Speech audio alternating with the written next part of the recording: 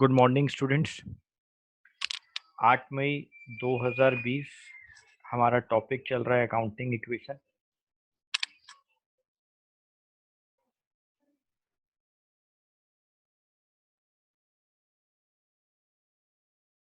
बेटे ये हमारा टॉपिक चल रहा है अकाउंटिंग इक्वेशन, चैप्टर नंबर 5 है हमारा। जी सर, सारे बच्चे आराम से सुनेंगे। आज का हमारा फर्स्ट एग्जांपल बेटा, show the impact of the following transactions on the accounting equation. ये हमारे पास क्वेश्चन है बेटा, ये क्वेश्चन है हमारे पास। Show the impact of the following transactions on the accounting equation. Vijay started his business with cash 70,000, purchased machinery in cash 25,000, goods purchased on credit rupees 40,000, goods costing rupees 25,000, sold on credit at a profit of 30% on profit on cost. हमने cost के ऊपर profit लेना है। हमने loan ले लिया है, take a loan of rupees 12,000, cash received from debtors 10,000, traveling expense paid 1,500, goods purchased on credit for rupees 10,000, house rent of the owner paid 2,500, goods sold on credit, goods sold on credit for rupees 12,000 at a profit of 20% on cost। ठीक है sir. बेटे ये question है, आप लोग एक बार देख लें। ये क्वेश्चन है हमारा, सारे बच्चे जल्दी से नोट करें, सारे बच्चे नोट करें।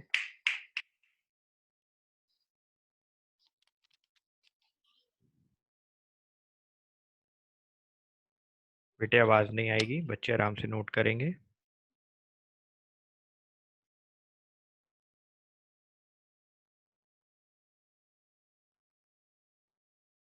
मैं 2 मिनट रुका हूँ यहाँ पर, आप लोग नोट कर लें बेटा, कोई दिक्कत नहीं है।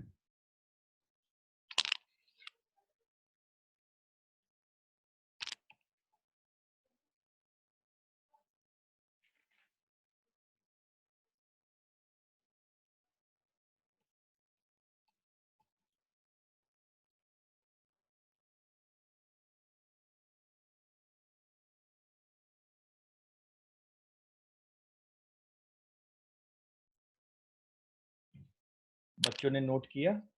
जी सर, हमने नोट किया। ठीक है बेटे, हम अपनी क्लास आगे स्टार्ट करते हैं। ये क्वेश्चन मैं सॉल्व करता हूँ आप लोगों के लिए। आप लोगों को अच्छे से पता है कि जब अकाउंटिंग इक्वेशन सॉल्व की जाएगी तो हमें लिखना पड़ेगा ट्रांजैक्शंस, फिर हमें लिखना पड़ेगा एसेट्स, फिर हमें लिखना पड़ेगा कैपिटल प्लस लाइबिलिटीज। हम बेटा इसको लाइबिलिटीज प्लस कैपिटल भी लिख सकते हैं, आपके ऊपर है। आप लाइबिलिटीज प्लस कैपिटल लिख लें या कैपिटल प्लस लाइबिलिटीज लिख लें, ठीक है। तो बेटा फर्स्ट हमारी ट्रांजैक्शन है, Vijay started his business with cash. ये फर्स्ट ट्रांजैक्शन थी हमारी, तो हम यहाँ लिख सकते हैं बिजनेस स्टार्टेड विद कैश। बेटे एसेट्स में हमारे पास कॉलम आएगा कैश 70,000, और बेटा दूसरी तरफ कैपिटल पर इफेक्ट आएगा, लाइबिलिटीज पे कोई इम्पैक्ट नहीं आएगा।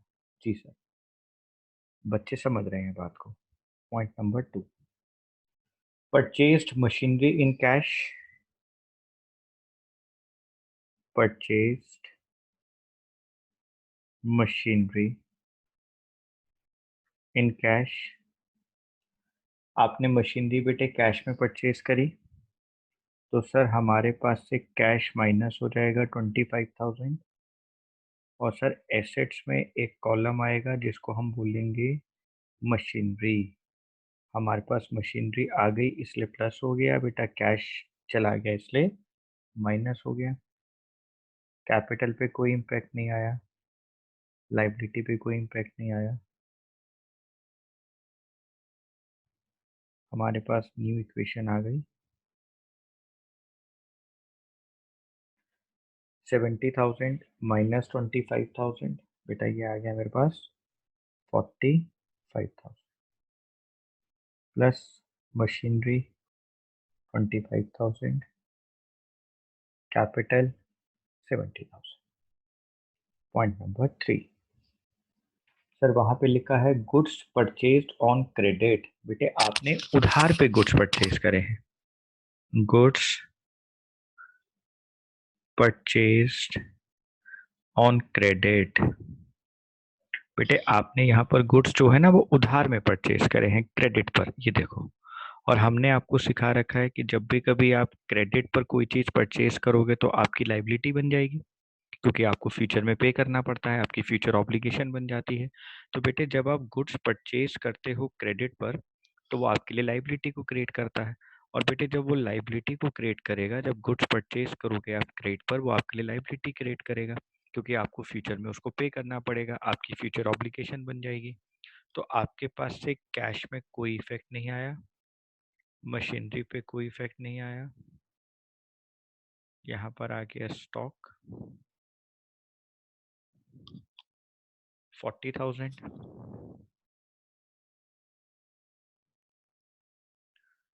कैपिटल पे कोई इम्पैक्ट नहीं आया, लाइबिलिटीज के अंदर एक कॉलम आ गया, क्रेडिटर्स 40,000,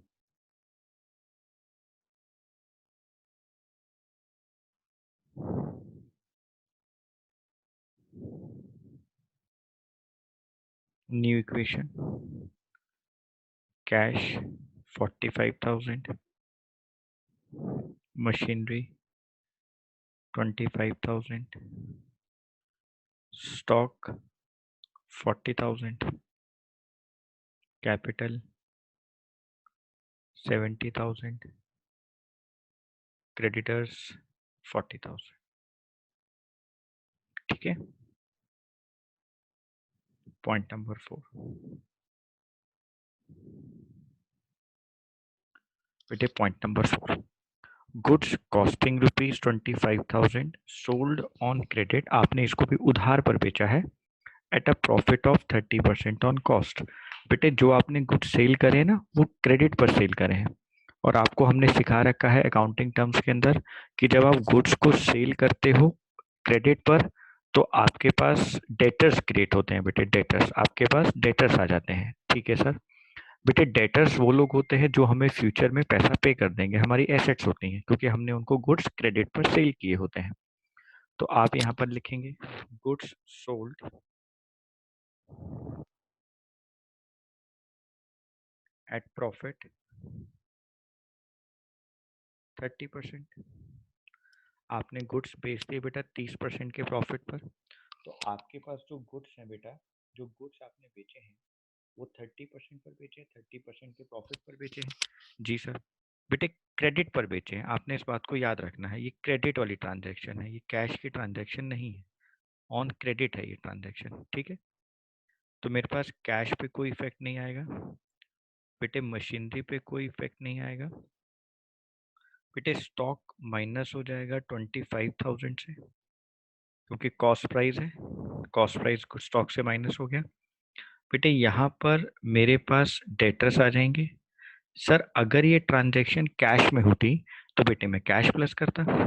बेटे डेटर्स को तो सेलिंग प्राइस पर बेचा जाता है, डेटर्स को तो सेलिंग प्राइस पर बेचा जाएगा। आप गुड्स के अंदर जो कॉस्ट प्राइस होती है उसमें प्रॉफिट प्लस कर लेते हैं, और प्रॉफिट प्लस करके आप अपने डेटर्स को सेल कर देते हैं। तो आप बड़े ध्यान से देखना मेरी बात को। आपके पास 25,000 के स्टॉक है, 30% का प्रॉफिट है,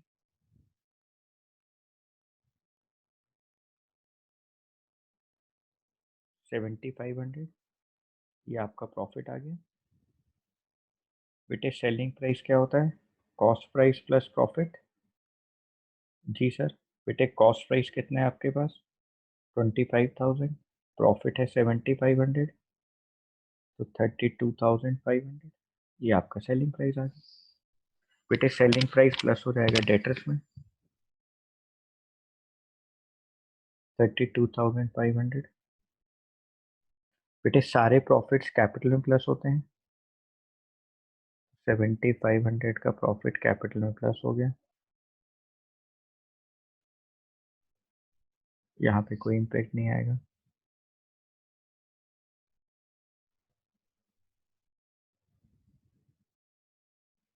न्यू इक्वेशन, बेटे ये तो 45,000 ही रहेगा, कैश में कोई चेंज नहीं आया,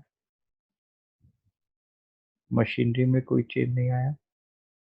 बेटे 40,000 के गुड्स थे, 25,000 के चले गए, 15,000, 32,500 डेटर्स, 77,500 प्लस 40,000। ठीक है बेटा। जी सर।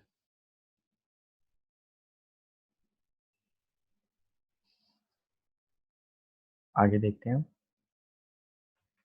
पॉइंट नंबर 5,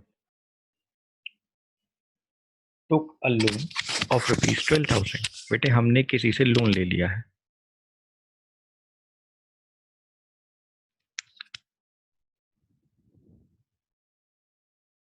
टुक अ लोन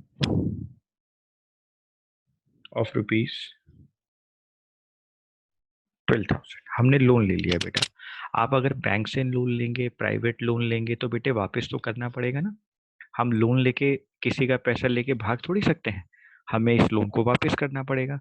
तो बेटे आज आपने किसी से लोन लिया है, आप उसको फ्यूचर में वापस करोगे तो आपकी फ्यूचर ऑब्लिगेशन बन गई। और बेटा फ्यूचर ऑब्लिगेशन जैसे ही क्रिएट होती है, आपकी लाइबिलिटी क्रिएट हो जाती है। तो सर अभी हमने जो लोन ले लिया बेटे, एक तो कैश में प्लस हो गया, दूसरा यहाँ पे कोई इम्पैक्ट नहीं, क्रेडिटर्स पे कोई इम्पैक्ट नहीं, लेकिन लाइबिलिटी साइड में कॉलम बनेगा जिसको हम लोग क्या बोलेंगे, लोन। लोन का कॉलम बन गया सर, हम पे करेंगे बाद में। तो यहाँ प्लस हो जाएगा 12,000। मशीनरी पे कोई इम्पैक्ट नहीं, स्टॉक पे कोई इम्पैक्ट नहीं, डेटर्स पे कोई इम्पैक्ट नहीं। यहाँ लिखेंगे न्यू इक्वेशन, 45,000 प्लस 12,000, 57,000, 25,000, 15,000, 32,500, 77,500, 40,000 और 12,000। ठीक है बेटा। जी सर। बेटे next point, cash received from debtors. बेटे आपको अपने डेटर से कुछ कैश मिल गया, ये आपके डेटर्स है ना, 32,500 के, इसमें से उन्होंने हमें कुछ कैश दे दिया, हमारे पास आ गया। तो सर जब कैश आएगा तो कैश में प्लस हो गया, यहाँ कोई इम्पैक्ट नहीं आया, यहाँ कोई इम्पैक्ट नहीं आया, डेटर्स में से 10,000 माइनस हो गए, कैपिटल पे कोई इम्पैक्ट नहीं आया, क्रेडिटर्स पे कोई इम्पैक्ट नहीं आया, लोन पे कोई इम्पैक्ट नहीं आया। हमने यहाँ पे लिखा न्यू इक्वेशन 67,000, 25,000, 15,000, 22,500, 77,500, 40,000, 12,000। ठीक है sir. Point number 7, travelling expenses paid ₹1,500। Sir आपने ना ट्रैवलिंग एक्सपेंस पे करे हैं बेटे, हो सकता है जो ट्रैवलिंग एक्सपेंस है ना, ये बिजनेस के पर्पस के हैं, क्योंकि यहाँ कहीं नहीं लिखा हुआ कि ये प्रोप्राइटर के लिए है, क्या उसके लिए पर्सनल है। ट्रैवलिंग एक्सपेंस पेड लिखा है, तो बेटे हम इसको बिजनेस का ही मानेंगे, हम इसको कभी भी प्रोप्राइटर के लिए नहीं मानेंगे, उसके पर्सनल एक्सपेंस के लिए नहीं मानेंगे, मतलब हम इसको ड्राइंग्स कभी भी नहीं मान सकते, ठीक है ना। ये आपके बिजनेस पर्पस के लिए होंगे। तो ट्रैवलिंग एक्सपेंस पेड 1,500 कैश में से माइनस, बेटे कैपिटल से माइनस।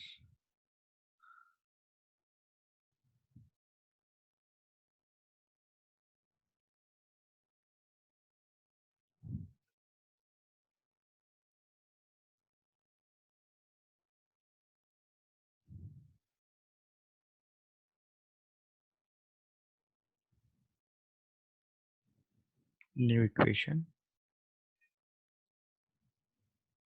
67,000 माइनस 1500। सर ये आ गया 65,500, 25,000, 15,000, 22,500, 77,500 minus 1,500, 76,000, 40,000, 12,000। ठीक है बेटा।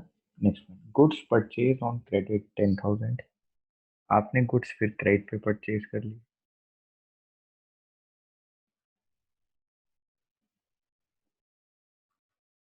गुड्स परचेज ऑन क्रेडिट, बेटे आपने 10,000 के गुड्स क्रेडिट पर परचेज करे, तो सर कैश पे कोई इम्पैक्ट नहीं आया, मशीनरी पे नहीं आया, 10,000 के स्टॉक में प्लस हो गए, 10,000 स्टॉक में प्लस हो गया। ठीक है ना सर। डेटर्स पे कोई इम्पैक्ट नहीं आया, कैपिटल पे इम्पैक्ट नहीं आया, लेकिन अब आपके क्रेडिटर्स इंक्रीज हो गए 10,000 से, क्योंकि आपको बाद में पे करना पड़ेगा। तो जैसे ही आपने गुड्स क्रेडिट पर परचेज करे, आपके क्रेडिटर्स की वैल्यू इंक्रीज हो गई। New equation 65,500, 25,000, 25,000, 22,500, 76,000, 50,000। ये आ गया बेटा 12,000। Point number 9, house rent of the owner paid ₹2,500। बेटे house rent of the owner, अगर प्रोप्राइटर के घर का आप रेंट पे कर रहे हो तो वो तो ड्राइंग्स हो गई, वो तो आपके लिए ड्राइंग्स हो गई। तो बेटे आप यहां पर लिखो प्रोप्राइटर्स हाउस रेंट। अगर प्रोप्राइटर के घर के लिए आप पे कर रहे हो तो वो तो आपके लिए ड्राइंग्स है।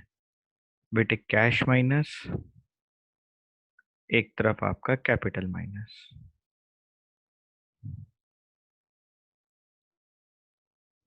New equation 65,500 minus 2,500, 63,000, 25,000, 25,000, 22,500, 76,000 minus 2,500, 73,500 plus 50,000 plus 12,000।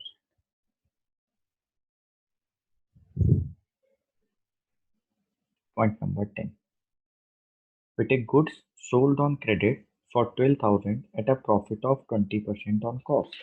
Sir आपने गुड्स फिर प्रॉफिट पर बेचे हैं। हाँ बेटा, लेकिन जो हमने गुड्स बेचे हैं ना, उनकी सेलिंग प्राइस आपको दी गई है, और जो हमारे को प्रॉफिट दिया गया है बेटे वो कॉस्ट पे दिया गया है। आप ध्यान से देखना, goods sold on credit for ₹12,000, ये आपके पास सेलिंग प्राइस है, at a profit of 20% on cost price. बेटे बात आपको समझनी पड़ेगी, यहाँ पे आपको थोड़ा टाइम लगाना पड़ेगा, इस बात को समझे। बेटे एक होता है कॉस्ट प्राइस और एक होता है सेलिंग प्राइस। बेटे हमें यहाँ पर गुड्स का सेलिंग प्राइस दिया है, मतलब हमें सेलिंग प्राइस दिया है 12,000 और हमें जो प्रॉफिट दिया है ना बेटा वो कॉस्ट की रिस्पेक्ट में दिया है, प्रॉफिट ऑन कॉस्ट। प्रॉफिट हमें कॉस्ट की रिस्पेक्ट में दिया है बेटा, प्रॉफिट हमें कॉस्ट की रिस्पेक्ट में दिया है। देखें आप लोग, प्रॉफिट 20% ऑन कॉस्ट, प्रॉफिट हमें कॉस्ट प्राइस के रिस्पेक्ट में दिया है और हमारे पास सेलिंग प्राइस अवेलेबल है। तो हम इसको डायरेक्टली मल्टीप्लाई करके प्रॉफिट नहीं निकाल सकते क्योंकि हमें तो सेलिंग प्राइस दिया है और हमें कॉस्ट प्राइस के ऊपर प्रॉफिट दिया है। मेरे को कॉस्ट प्राइस तो पता नहीं, तो मैं कैसे निकालूं? तो बेटे इसका एक छोटा सा फॉर्मूला आपको बताता हूँ। आप यहाँ लिखें कॉस्ट प्राइस, यहाँ लिखें सेलिंग प्राइस। सेलिंग प्राइस है 20%, यानी मैं इसको कह सकता हूँ 1/5 ऑफ सेलिंग प्राइस। ये मेरी प्रॉफिट की रिस्पेक्ट है, ये मेरा प्रॉफिट है। प्रॉफिट ऑन, नहीं आपको कॉस्ट प्राइस पे दिया है, सॉरी मैं गलत लिख गया एक बार। बेटे आपको प्रॉफिट दिया है कॉस्ट प्राइस के रिस्पेक्ट में, 20% ऑन कॉस्ट प्राइस, यानी 1/5 ऑन कॉस्ट प्राइस। ये आपको प्रॉफिट की रिस्पेक्ट दी है बेटा, ये आपको प्रॉफिट दिया है, ठीक है। बेटे आपको हमेशा याद रखना है कि आप कभी भी कॉस्ट प्राइस के प्रॉफिट की रिस्पेक्ट को सेलिंग प्राइस पे लेके जाते हो ना, ये जो 1/5 ऑन कॉस्ट प्राइस प्रॉफिट की जो रिस्पेक्ट है कॉस्ट पे दी है, प्रॉफिट ऑन कॉस्ट दिया है, आप इसको कभी भी प्रॉफिट ऑन सेलिंग प्राइस पे लेके जाते हो ना, आप इसके रिस्पेक्ट को जब चेंज करेंगे तो न्यूमरेटर को डिनोमिनेटर में ऐड कर देंगे, यानी 1/6 कर देंगे। ये मेरे पास वो प्रॉफिट आ गया जो सेलिंग प्राइस पर है, प्रॉफिट ऑन सेलिंग प्राइस। बेटे प्रॉफिट ऑन कॉस्ट प्राइस 1/5 दिया है, मैं दोबारा बताता हूँ। जब आप कॉस्ट प्राइस से सेलिंग प्राइस की तरफ अपनी प्रॉफिट के रिस्पेक्ट को लेकर जाएंगे तो ये जो न्यूमरेटर होता है ना, इसको डिनोमिनेटर में ऐड कर देते हैं, यानी यहाँ पर 1 है, नीचे 5 है, 5 + 1 कितना हो गया 6। ये बेटा मेरी प्रॉफिट की जो रिस्पेक्ट है वो सेलिंग प्राइस पर आ गई। तो अब आपको क्वेश्चन में सेलिंग प्राइस गिवन था 12,000, तो बेटे अब आप आसानी से प्रॉफिट निकाल पाएंगे। आप कैसे निकाल लेंगे? 12,000 इंटू 1/6, यानी सर हमारे पास प्रॉफिट आ गया 2,000 रुपये का। हाँ बेटा प्रॉफिट आ गया 2,000 का। सर हमारे पास प्रॉफिट का फॉर्मूला होता है selling price minus cost price. हाँ बेटा अगर प्रॉफिट 2,000 है, सेलिंग प्राइस 12,000 है, तो सर कॉस्ट प्राइस कितना होगा? 12,000 माइनस 2,000, कॉस्ट प्राइस होगा आपके पास 10,000, यानी सर कॉस्ट प्राइस होगा 10,000, सेलिंग प्राइस होगा 12,000 और प्रॉफिट होगा 2,000। हाँ बेटा, तो आपने ये क्रेडिट पर बेचा है, पहली बात तो ये भी याद रखनी है। तो हमारे पास कैश पे कोई इम्पैक्ट नहीं आया, मशीनरी पे कोई इम्पैक्ट नहीं आया, स्टॉक में से 10,000 माइनस हो जाएगा कॉस्ट प्राइस, डेटर्स में प्लस हो जाएगा 12,000 सेलिंग प्राइस, क्योंकि डेटर्स तो सेलिंग प्राइस पर होंगे। और बेटे डेटर्स के बाद आपके पास प्रॉफिट प्लस हो जाएगा कैपिटल में 2,000। ठीक है सर। बेटे लोन पे और क्रेडिटर्स के ऊपर कोई इम्पैक्ट नहीं आया, यानी जो आपकी फाइनल इक्वेशन आएगी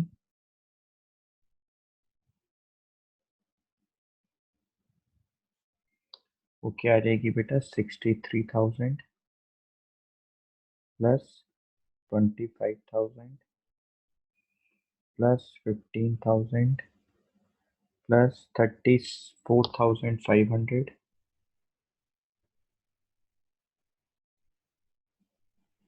75,500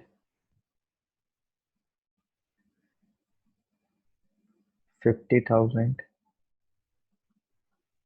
12,000।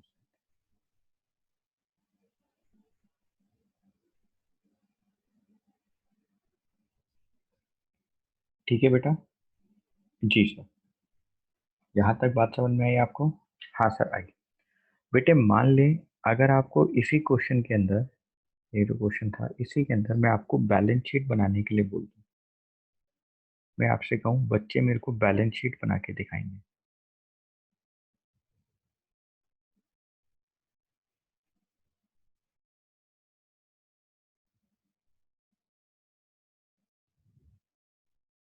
बेटे ये हमने फॉर्मेट बनाने बैलेंस शीट का, balance sheet for the year जो भी होगा, लाइबिलिटीज अमाउंट, एसेट्स अमाउंट।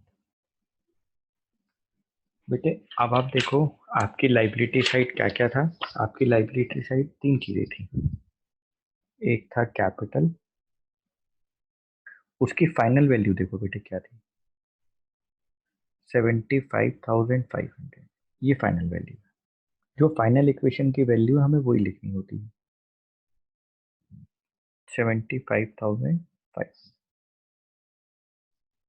बेटे फिर आपके पास लोन था 12,000। बेटे फिर आपके पास क्रेडिटर्स थे 50,000।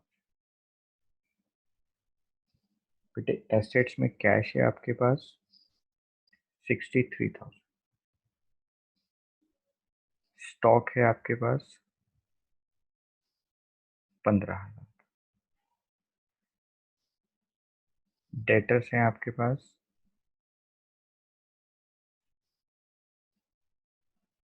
34,500। मशीनरी है आपके पास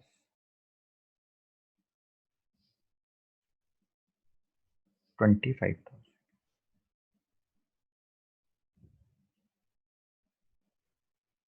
बेटे अब आपको दोनों तरफ का टोटल करना है और आपको ये याद रखना है कि जो टोटल होगा ना दोनों तरफ का बेटा, ये दोनों तरफ का टोटल मैच हो जाना चाहिए। यानी एसेट्स और लाइबिलिटीज का जो टोटल है आपका वो मैच होना चाहिए। मैं इसका टोटल आपको करके दे देता हूँ सर। 75,500 प्लस 12,000 प्लस 50,000, बेटा ये आ गया 1,37,500। ऐसे ही बेटे आप एसेट्स का अगर टोटल करें तो 63,000, 15,000, 34,500, 25,000, सब 1,37,500। ठीक है बेटा। बच्चों मैंने आपको बहुत स्लो तरीके से, एकदम स्लो स्लो तरीके से मैंने आपको ये सारे क्वेश्चंस कराए हैं। मैंने आपको ये वाला क्वेश्चन कराया है। मैंने यहाँ पर आपसे दो तीन चीज़ें बहुत अच्छी डिस्कस भी की हैं। और आप बेटे इस क्वेश्चन को आज कम से कम 2 बार करें। आप इस क्वेश्चन को कम से कम आप 2 बार करें। आप इसको 2 बार करेंगे। मैं आपके साथ बेटे इवनिंग में एक 4 या 5 क्वेश्चन की वर्कशीट भी शेयर करूंगा ग्रुप में। आप प्लीज़ बेटा इस वीडियो को 1-2 बार देखें, इस क्वेश्चन को 1-2 बार देखें। आप इस वाले मेथड को ध्यान से देखें, कॉस्ट प्राइस और सेलिंग प्राइस के प्रॉफिट वाली जो बात मैंने आपको बताई थी, ये इंपॉर्टेंट बात है बेटा। हम जब भी कभी कॉस्ट प्राइस से सेलिंग प्राइस की तरफ जाएंगे तो न्यूमरेटर को डिनोमिनेटर में ऐड कर देते हैं बेटा। हमें प्रॉफिट कॉस्ट प्राइस पे गिवन था 20% ऑन कॉस्ट प्राइस, लेकिन हमें गुड्स का सेलिंग प्राइस गिवन था, तो हम इसको मल्टीप्लाई नहीं कर सकते क्योंकि प्रॉफिट कॉस्ट के रिस्पेक्ट में दिया है और हमें यहाँ सेलिंग प्राइस दिया है जिसमें ऑलरेडी प्रॉफिट इंक्लूड होगा। तो हम क्या करते हैं, अपनी प्रॉफिट की रिस्पेक्ट को कॉस्ट प्राइस से सेलिंग प्राइस पर ले आते हैं। तो बेटे जब भी कभी कॉस्ट प्राइस से सेलिंग प्राइस की तरफ आएंगे ना, तो जो न्यूमरेटर होता है उसको डिनोमिनेटर में ऐड कर देते हैं बेटा। तो यहाँ पर 20% ऑन कॉस्ट प्राइस था, यानी 1/5 ऑन कॉस्ट प्राइस। तो बेटे 1 को 5 में प्लस करा तो 1/5 ऑफ कितना आ गया बेटा, selling price 1/5 of selling price. अब सेलिंग प्राइस है 12,000। बेटे 12,000 का 1/6 करो, 1/6 करो तो कितना प्रॉफिट आया बेटा? 2,000। तो हमारा प्रॉफिट क्या होता है? Selling price minus cost price. ये 2,000 है, ये 12,000 है, तो कॉस्ट प्राइस कितना आ गया बेटा? 10,000। ठीक है सर। तो बेटे आज वाले इस क्वेश्चन के अंदर मैंने बहुत स्लो स्लो तरीके से आपको क्वेश्चन कराया, सारा क्वेश्चन सॉल्व भी किया। तो आप इसको अच्छे से देखेंगे और फिर बेटा वर्कशीट को करेंगे। ठीक है? थैंक यू बेटा।